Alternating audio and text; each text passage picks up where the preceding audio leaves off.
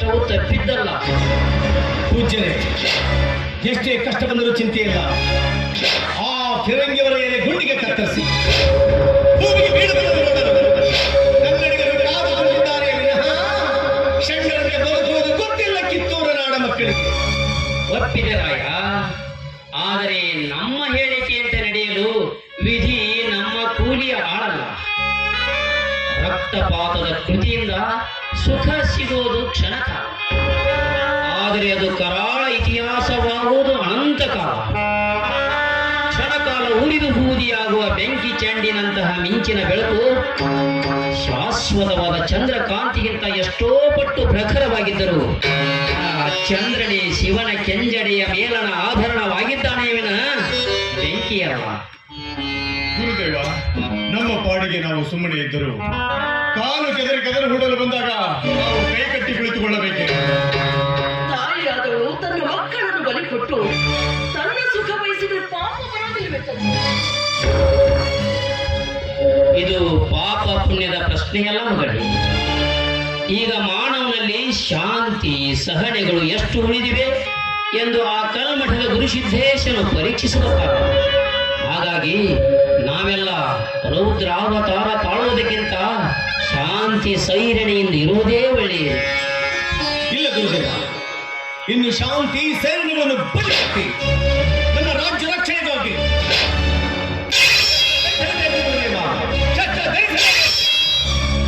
ಪೂಜ್ಯ ತಪೋಮೂರ್ತಿ, ಆಂಗ್ಲರು ಹೊತ್ತಿಸಿದ ನಮ್ಮೆಲ್ಲರ ಹೃದಯದ ಕಿಚ್ಚು ರಕ್ತ ಹರಿದಾಗಲೇ ನನ್ನ ಬೇಕೆಂದು ವಿಧಿಯ ಸಂಕಲ್ಪವಿದ್ದರೆ ಅದನ್ನು ತಪ್ಪಿಸಲು ಯಾರಿಂದಲೂ ಸಾಧ್ಯವಿಲ್ಲ.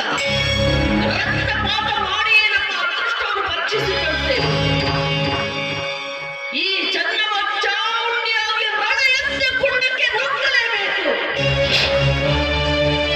ಮಗಳೇ, ಜ್ಞಾನಾಕ್ಷಿಯಿಂದ ವೀಕ್ಷಿಸುವರಣ ಭೂಮಿ. ಪಂಚೇಂದ್ರಿಯಗಳಲ್ಲಿ ಪ್ರಮುಖವಾದದ್ದು ಕಣ್ಣು. ಮನುಷ್ಯನ ಚಲನೆಗೆ ಅವಶ್ಯವಾಗಿರುವುದು ಕಾಲು. ಕಣ್ಣು ಆದರ್ಶಕತೆ, ಕಾಲು ವಾಸ್ತವಿಕತೆ. ಅಂದಾಗ ಆದರ್ಶಕತೆ ಕರೆದೊಯ್ಯುವ ದಿಕ್ಕಿಗೆ ಕಾಲು ಹೆಜ್ಜೆ ಹಾಕಬೇಕೇ ವಿನಃ ಕಾಲು ಎಳೆದುಕೊಂಡು ಹೋದ ದಿಕ್ಕಿಗೆ ಕಣ್ಣು ಮುಚ್ಚಿಕೊಂಡು ನಡೆದರೆ ದಾರಿ ತಪ್ಪಿ ಎಡವೆಡವಿ ಬಿದ್ದು ಕಷ್ಟಕ್ಕೆ ಗುರಿಯಾಗಬೇಕಾಗುತ್ತದೆ.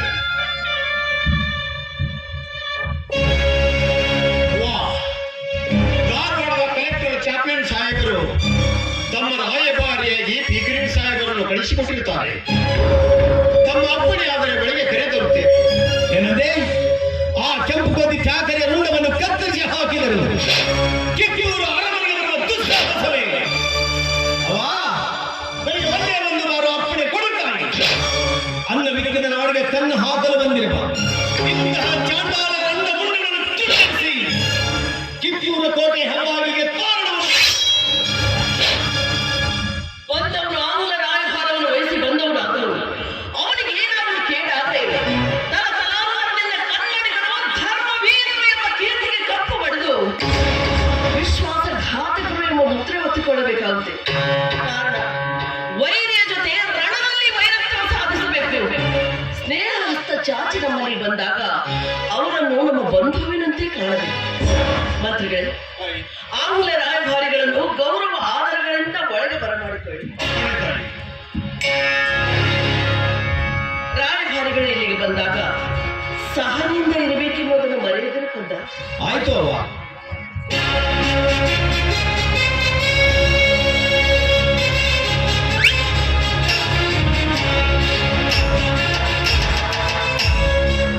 ಆಂಗ್ಲ ರಾಯಭಾರಿಗಳಿಗೆ ಸ್ವಾಗತ, ಸುಸ್ವಾಗತ. Thank you very much. Chanama, ನಿಮ್ಮ ಧೈರ್ಯ ಸಾಹಸಕ್ಕೆ ನಮ್ಮ ಬ್ರಿಟಿಷ್ ಸರ್ಕಾರ ಇಷ್ಟಿನ ಕಂಪನಿ ತುಂಬಾ ಮ್ಯಾಜಿಕ್ ಕೊಂಡಿದೆ. ಸರಿ, ಯಾವ ಕಾರಣಕ್ಕಾಗಿ ಬಂದಿದ್ದೀರಿ ಎನ್ನುವುದನ್ನು ವಿವರಿಸಬೇಕು. Okay come to the main point. Chanama, ಹಿಂದಿನ ಯುದ್ಧದಲ್ಲಿ ನೀವು ಗೆದ್ದಿದ್ದೀರಿ. ಬಟ್ ಅತಿ ಪಕ್ಷದಿಂದ ಮಾತಾಡದೆ ನಮಗೆ ಅಪದ ಮಾಡಿಕೊಳ್ಳಬೇಕು. ರಾಯಭಾರಿಗಳೇ,